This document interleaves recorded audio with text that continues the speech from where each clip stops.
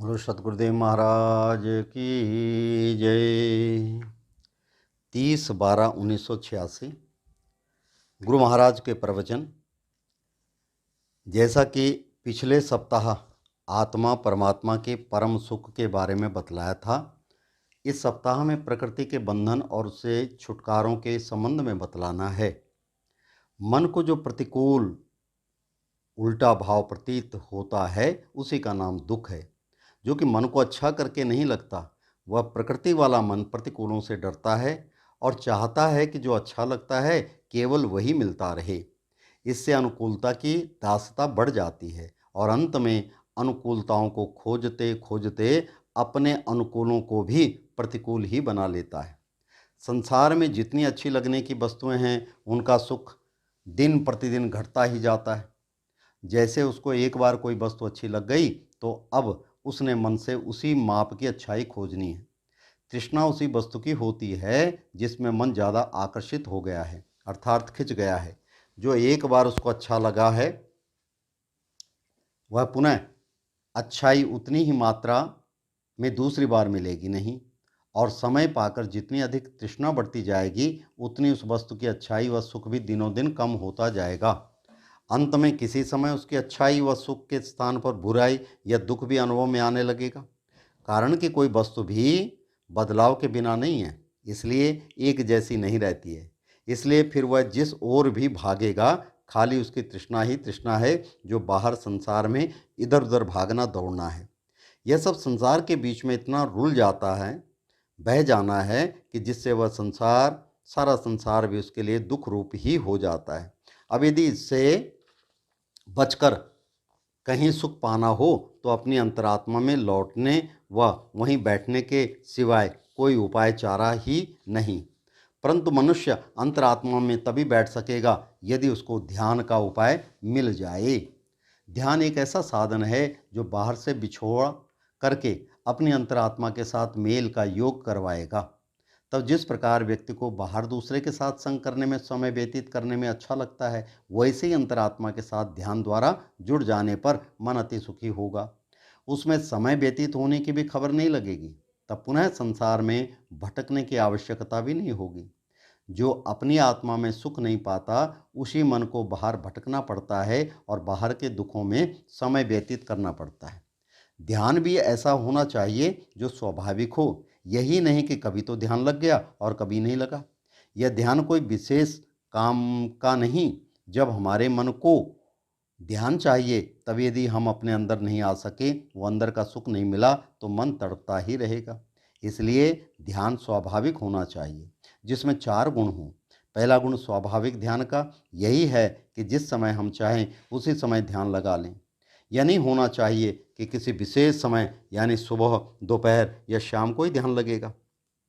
जिस समय हमको ध्यान की आवश्यकता है उस समय ध्यान लग नहीं सके। अर्थात स्वाभाविक ध्यान का पहला गुण यह है कि जिस समय पर हम चाहें उसी समय हमको ध्यान मिल जाए। स्वाभाविक ध्यान का दूसरा गुण यह है कि जिस जगह हम चाहें उसी जगह पर ध्यान लग जाए।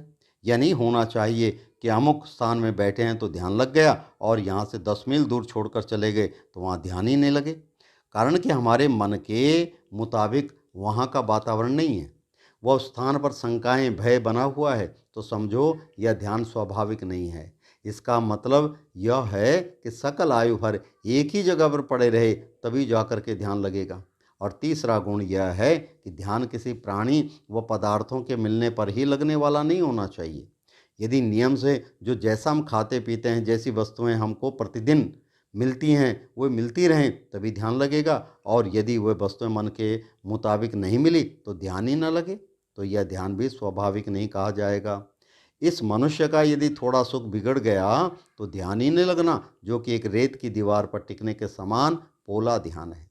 और चौथा गुण यह है कि ध्यान जितना समय तक हम लगाना चाहें उतना समय तक लगा रहे। यह नहीं होना चाहिए कि एक बार तो ध्यान में डुबकी मार ली, अर्थात थोड़ा ध्यान लग गया और फिर झटपट वह ध्यान हट गया, फिर लगता ही नहीं। यह ध्यान भी स्वाभाविक नहीं कहा जाएगा।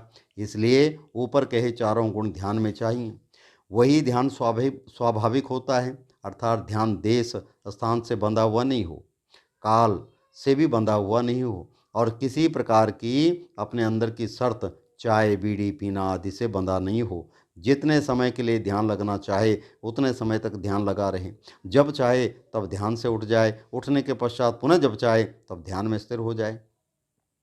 ऐसा ध्यान जो है वह स्वाभाविक ध्यान कहा जाता है। भले ही कोई व्यक्ति मौत की अवस्था में बैठा है और जिस स्थान पर भी बैठा है वहाँ भी चाहे तो ध्यान लगा ले। ध्यान ऐसा स्वाभाविक होना चाहिए। यदि किसी मनुष्य का ध्यान इस प्रकार का स्वाभाविक बन गया तभी भगवान अंत समय में याद आएगा। जैसे गीता में आता है, भगवान श्री कृष्ण कहते हैं, जो मरण काल में मेरा ध्यान करता है वह मेरे को ही प्राप्त होता है। और जब तक ध्यान स्वाभाविक नहीं होता तब तक वह ध्यान वास्तविक बल नहीं बनता। अब ध्यान का बल यही है कि जब चाहे संसार को पटक करके अपनी अंतरात्मा में आ जाए। वहाँ पर ठंडी व गर्म हवा नहीं लगती। नींद में भी भूख प्यास रोग आदि की पीड़ा प्रति मालूम नहीं होती, क्योंकि वह मनुष्य एक ऐसी अवस्था में पहुँच गया है जहाँ संसार का एक भी दुख नहीं रहा। वहाँ भी ज्ञानदेव नींद में समाप्त नहीं हुआ है, अर्थात वह जीता ही है। यदि नींद नहीं लेने पर मनुष्य को स्वाभाविक ध्यान मिल जाए तो वह नींद से भी उत्तम होगा। कारण कि जागते जागते सारे संसार से मुख मोड़ लिया, अर्थात अपने मन को मोड़ लिया।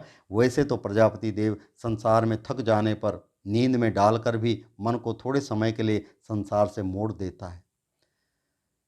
ऐसा मन को जागते जागते मुड़ना उस मनुष्य के लिए संभव होता है जिसके लिए ध्यान इतना स्वाभाविक हो गया है कि जरा थोड़ा संसार से मुख मोड़ते ही वह अपने में ध्यान में चला जाता है। इस प्रकार से मनुष्य का स्वाभाविक ध्यान न किसी प्राणी से बंधा हो, न ही किसी बाहर के पदार्थ से बंधा हो, न ही किसी देश और स्थान से और किसी काल समय से बंधा हो।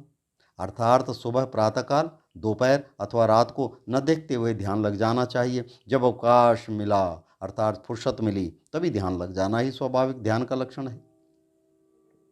स्वाभाविक ध्यान का यह गुण भी है कि ध्यान ऐसा लगना चाहिए जितने समय तक हम ध्यान में रहना चाहें ध्यान में रह सकें। यह नहीं कि 1 मिनट के लिए डुबकी ध्यान में लगी और फिर उछट गई, थोड़ी देर बाद फिर ध्यान लगा फिर उछट गया, टूट गया। स्वाभाविक ध्यान में ऐसा होता है कि यदि कोई कई घंटे तक ध्यान में बैठना चाहे तो वह घंटों ही ध्यान में बैठा रह सकता है। उसको ध्यान में किसी प्रकार का क्लेश दुख नहीं होता।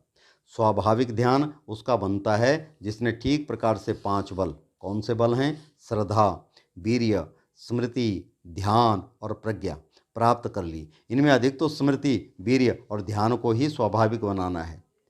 इनके नाम तो आप कई बार सुनते आए, परंतु इनको अपने व्यवहार में अपनाकर ऐसा स्वाभाविक बनाना है जैसे कोई दवाई शरीर के अंदर रोम रोम में रस जाती है। जब ये तीनों हर समय आपका साथ देंगे तो ध्यान को स्वाभाविक बनाने में कोई अड़चन नहीं करेगा।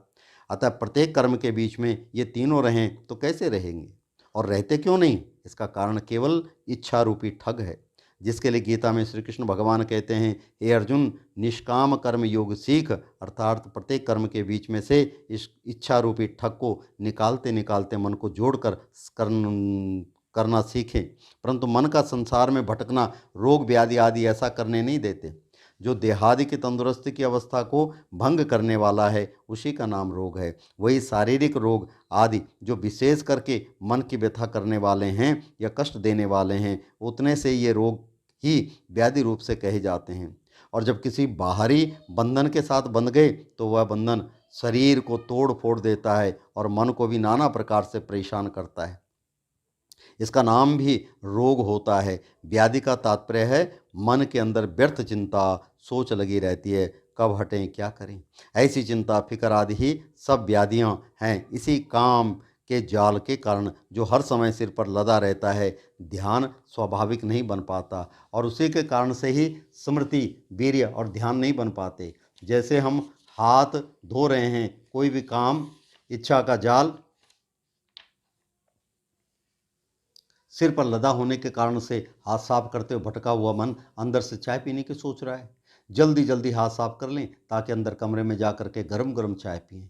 इस प्रकार हाथ तो स्वभाव से धुल रहे हैं, परंतु स्मृति वहाँ हाथ साफ करने में नहीं है। अब देखो, इच्छा का जाल मन को उड़ा करके चाय पीने की ओर ले गया। जिस समय छोटे से कार्य में एक काम का ध्यान नहीं है, तो ऐसे ही जिस समय आप आसन पर बैठकर ध्यान करेंगे तो वहाँ पर भी इच्छा रूपी ठग स्मृति को चुरा करके ले जाएगा। ध्यान में ही इच्छा निद्रा नींद लेने के लिए आ जाएगा। कि सोना है, क्योंकि उस मन का सुख उस नींद रूपी काम इच्छा में पड़ा हुआ है। इच्छा के सुख का तात्पर्य है कि इच्छा सुख के पीछे चलता है, और जो मन को अच्छा लगता है उसका नाम सुख है। वही मिलना चाहिए जो अच्छा लगता है, इसी का नाम काम है। अब मनुष्य की चिंता में बहता रहता है, इसका नाम राग है। इन तीनों की धारा या जंजीर मनुष्य के मन के अंदर हर समय बनी रहती है, और जो मनुष्य प्रत्येक अपने कर्म के बीच में इस इच्छा को पहचानने वाला है तो वह इस ठग से बच सकता है, और नहीं तो यह इच्छा रूपी ठग सदा ही मनुष्य को ठगने वाला है। इसलिए अपने सारे कर्मों को निष्काम बनाओ, अर्थात कर्म करते हुए मन में किसी प्रकार की भी इच्छा लदी हुई नहीं होनी चाहिए, अथवा मन पूर्णतः कार्य करने में ही लगा हुआ होना चाहिए। इस प्रकार कर्म करने से यह भी एक निष्काम कर्मयोग हो जाता है। जैसे कि हम हाथ धो रहे हैं, यदि ठीक प्रकार से स्मृति में हाथ धुल रहे हैं तो पता है हाथ ही धुल रहे हैं, अर्थात हाथ धोने के कर्म में ही मन जुड़ा हुआ है, और तभी दूसरे इच्छा को भी टालता जा रहा है। इसी इच्छा के से निकलते हुए जो मन को कर्म में जोड़े रखता है, यही निष्काम कर्मयोग का अर्थ है। यदि मन बाहर भटका हुआ है, हाथ आदत से धुल रहे हैं, तो निष्काम कर्मयोग नहीं। ऐसी अवस्था में यदि थोड़ी देर के लिए आप ध्यान से हाथ धोने को देखेंगे तो पता चलेगा कि कान हाथ धोने की आवाज़ न सुन करके पता नहीं कहीं और जगह की ही आवाज़ सुन रहे हैं। तो देखो, मन दो हो गए। इस समय हाथ धोने में ये ध्यान वाला मन नहीं है, वरना उसको हाथ धोने में हाथ स्पर्श का पता लगता। हाथ धोने का कार्य कैसे चल रहा है, मिट्टी लग रही है, ठंडी गर्मी लग रही है, हाथ रगड़ने की आवाज़ भी सुनाई दे रही है। इस मन की भटकन के साथ साथ धोने का तात्पर्य यही कि कहीं मन के अंदर ठंडी का भय घुसा हुआ है, और यह भय ही ध्यान खराब करता है कि जल्दी जल्दी हाथ धो लो, फिर गर्म जगह जाना है। एक मन एक काम तो तब होगा जब काम भय आदि वाला मन काम भय आदि को त्याग करके कर्म करने में पूरा लगा हुआ हो। यही प्रकृति के सुख वाला मन धूप में कार्य करता हुआ चलता हुआ छाया की खोज करने के बारे में सोचता रहता है। यदि इस प्रकार मन के वृत्तांत आप देखने लग गए तो आपका ध्यान स्वाभाविक बनने लगेगा। इस प्रकार आपको अनुभव में आएगा कि इच्छा को छोड़कर कर्म के साथ जुड़ने का नाम निष्काम कर्म योग है।